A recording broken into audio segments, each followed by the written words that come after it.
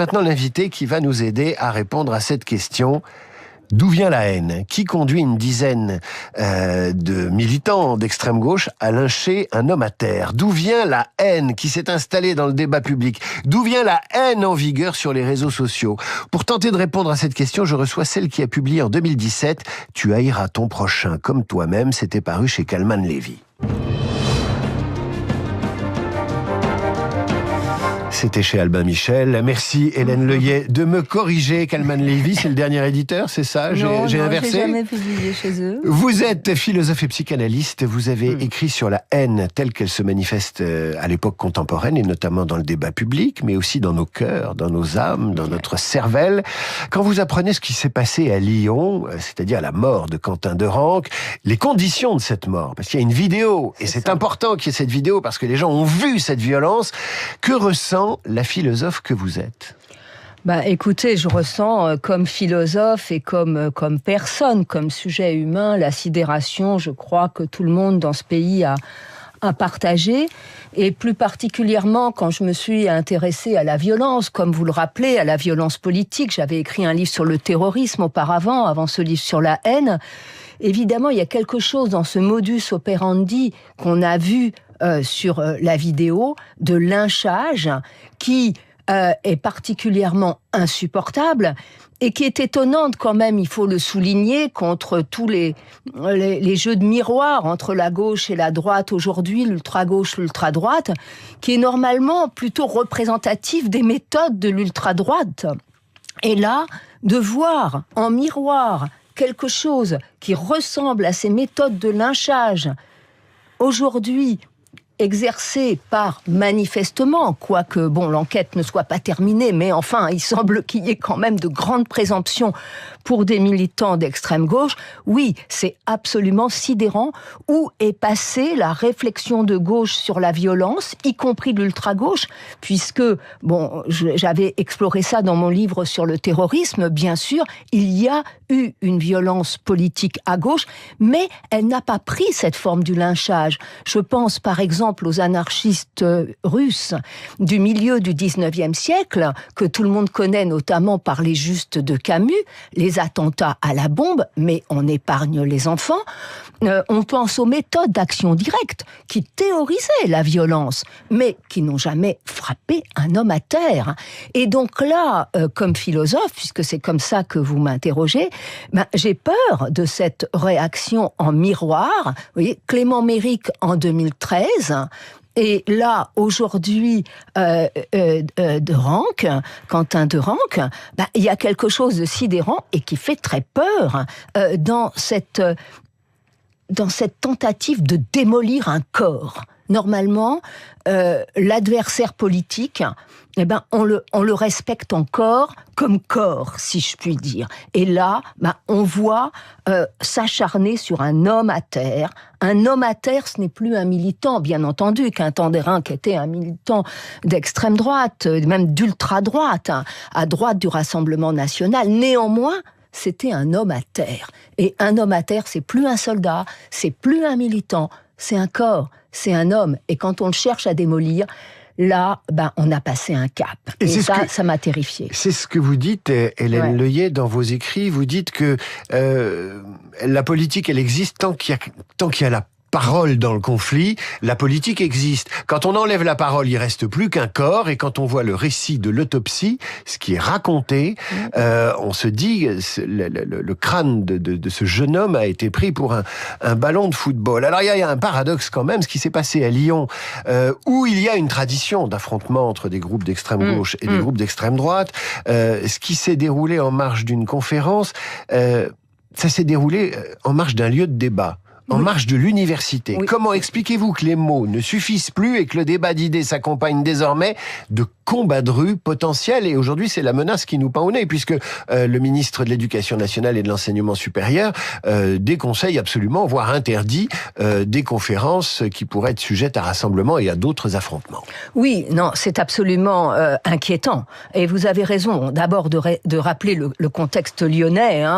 C'est là que, à la toute fin du 19e siècle, l'Action française a été créée, donc anti-républicaine par définition et contre Dreyfus. Dreyfus. C'est là que les affaires de négationnisme à l'université Lyon 3 ont déjà enflammé l'université de Lyon 3 et ont conduit à la suspension de Bruno Gollnisch, qui tenait des propos négationnistes, c'est-à-dire quand même la négation des chambres à gaz par les nazis.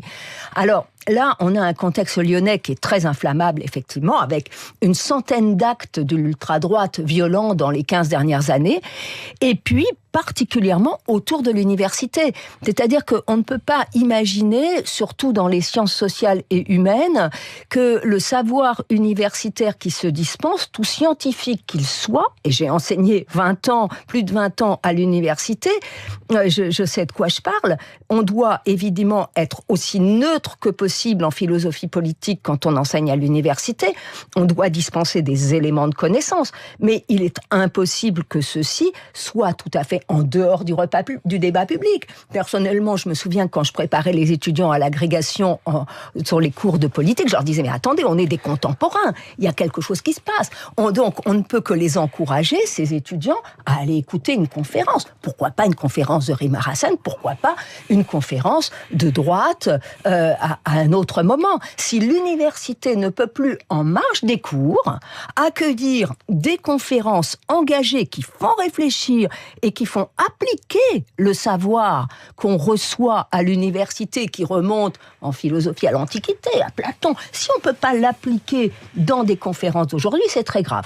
Et effectivement, vous avez raison, se généralise aujourd'hui qu'à une conférence correspond aussitôt une manifestation contre cette conférence. L'extrême gauche en a eu la spécialité ces 40 dernières années. Il faut dire qu'elle a marqué par son comportement l'université comme un terrain de garde privilégié. Ouais, mais alors si on revient au contexte lyonnais, quand même, il faut voir que la jeune garde Antifa a été créée aussi en réaction à l'ultra-droite.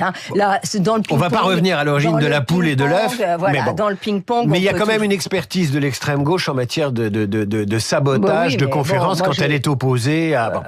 Oui. Question... C'est vrai que c'est pas du tout louable. Y a-t-il, d'après vous, un continuum entre la violence qui a émergé sur les réseaux sociaux? Au départ, on disait les réseaux sociaux, ils devaient être sociaux. Et en fait, de plus en plus, ils sont devenus asociaux. Absolument. Et alors, on a entendu certains dire « Ah, mais au contraire, ça canalise la violence. » Mais en fait, très vite, on s'est dit « Mais tiens, il y a les réseaux sociaux. Les politiques vont sur les réseaux sociaux. Ils sont violents sur les réseaux sociaux. » Et puis ensuite, on a vu la polarisation au sein de l'Assemblée nationale ces 2 dernières années. Est-ce que vous pensez qu'il y a, je mets d'énormes guillemets, un continuum entre la violence verbale telle qu'elle existe sur les réseaux sociaux et puis sa transposition dans la rue? Et ce que je lisais ce matin dans un quotidien, c'est-à-dire la hooliganisation de la politique. Oui, non, mais je pense qu'il faut quand même faire un petit peu attention avec le terme de continuum et avec, en général, tous les relations simples de cause à effet. Vous voyez, on va trouver la cause, on est content, on a trouvé la cause. Restons aroniens, les choses sont toujours pluricausales, plurifactorielles, et donc, bien entendu... Aronien de Raymond Aron. Oui, de Raymond Aron. Et il faut être plurifactoriel. Néanmoins, moi, je pense qu'effectivement, les réseaux sociaux ont flatté notre sens de la... Je dis notre, oui, parce que c'est l'époque. Notre sens de la simplification. Vous savez, faut aller vite. Faut dire des choses compréhensibles. Faut pas rentrer dans la nuance, parce que ça va fatiguer les auditeurs, les lecteurs. Seulement, qui dit simplification, parce qu'on est pressé. Simplification égale polarisation. Et polarisation induit à la haine, parce que pour être que je sois sûr de penser ce que je pense, faut diaboliser l'autre. Faut dire que l'autre, il est en dessous de tout. Et les réseaux sociaux, que je fréquente personnellement pas énormément, et c'est une condition, je crois, de ma santé mentale, les réseaux sociaux, mais malheureusement, je le sais, eh bien, franchissent la barrière de la haine très rapidement. Parce que l'autre n'étant pas là, quand l'autre est là, présent, je l'épargne, en principe. En principe, je l'épargne. Et donc, je suis retenue dans les expressions de la haine. Quoi que je ressente pour lui, je suis retenue. Tandis que sur les réseaux sociaux, l'autre n'est pas là. Donc j'y vais. Et je le sors de l'humanité. Le bestiaire, là, le mot vermine sur l'extrême gauche, sur les réseaux sociaux, vous le voyez, ultra-gauche égale vermine. Gauche égale vermine. C'est tous les petits animaux, c'est rarement les très gros animaux. On sort de l'humanité, puis l'ordure, bien sûr. Hein. Tout le vocabulaire ordurier. Ça signifie je sors l'autre de l'humanité. Alors, il n'y a pas de continuum. Tant qu'on est dans le langage, on est dans le langage. Il faut croire qu'on peut revenir en arrière. Tant qu'il n'y a pas eu la bascule de l'acte, il faut croire que quelqu'un peut rester dans le langage. Quand on voit des fascistes partout, est-ce que ça n'est pas une négation aussi de l'autre ? Attendez, je termine la phrase. Néanmoins, le passage à l'acte est toujours précédé d'une déshumanisation de l'autre. Oh, pardon, est-ce que vous pouvez... Ma question était, effectivement, qualifier quelqu'un de vermine, etc., c'est le déshumaniser. Oui. L'extrême gauche fait l'objet de ces insultes aujourd'hui. Évidemment, c'est lié à ce qui s'est passé à Lyon. Oui. L'extrême gauche, quand elle voit des fascistes partout, sans nuance, est-ce qu'elle n'est pas dans une déshumanisation aussi ? Même si c'est un vocable politique. Alors là, peut-être il faudrait remonter quand même à l'histoire de l'extrême gauche, enfin même à la gauche. J'entendais un collègue hier dire, et je suis assez d'accord avec cette analyse, LFI, attention, c'est pas l'extrême gauche, c'est pas l'extrême trotskiste. Il n'y a pas du tout dans le programme de LFI la révolution, parce que la violence à gauche...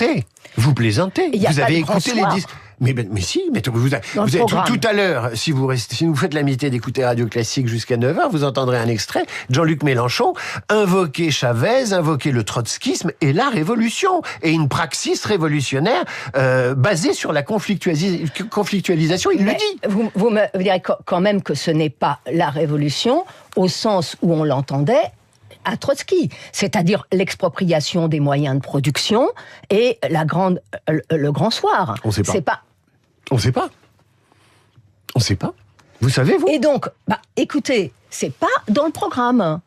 C'est pas dans le programme, même Chavez, désolé, c'est pas le trotskisme. C'est-à-dire qu'il faut revenir aux années 70 quand même. C'est pas la même révolution politique. Donc, l'Antifa, c'est aussi autre chose. C'est une réaction. Bon, maintenant, effectivement, je suis pas d'accord pour traiter, dès qu'on n'est pas d'accord avec quelqu'un, dès qu'il y a une autorité, à traiter de fasciste. Parce que, effectivement, ça va dans le sens, comme on le disait tout à l'heure, de la polarisation. Quand Roland Barthes, dans les années 70, disait la langue est fasciste, non, c'est plus audible aujourd'hui. Hélène Leuillet, philosophe, psychanalyste, est-ce qu'il n'y a pas, il y a une espèce de contradiction. On est dans une époque qui parle d'inclusion, de bienveillance, de résilience, qui a des messages prophylactiques dans tous les sens. On parlait à un moment donné d'état nounou, de grande nurserie. Qu'est-ce qui vous a poussé à vous intéresser à la haine et à considérer que cette haine est toujours présente alors qu'on voulait une société douce, sans idéologie, sans conflit, et puis finalement la haine tape à la porte. Qu'est-ce qui s'est passé ? On a quand même un peu oublié l'altérité. Moi, ce qui m'a fait écrire d'abord, le choc, c'est le choc du 11 septembre. Mon livre sur le terrorisme, je l'ai écrit il est paru en 2009. C'était mon document d'HDR, d'habitation à diriger les recherches. C'était le choc du 11 septembre, quand même. Ça, on a oublié l'altérité. On veut être gentil, le pouvoir un peu maternisant, en quelque sorte maternel.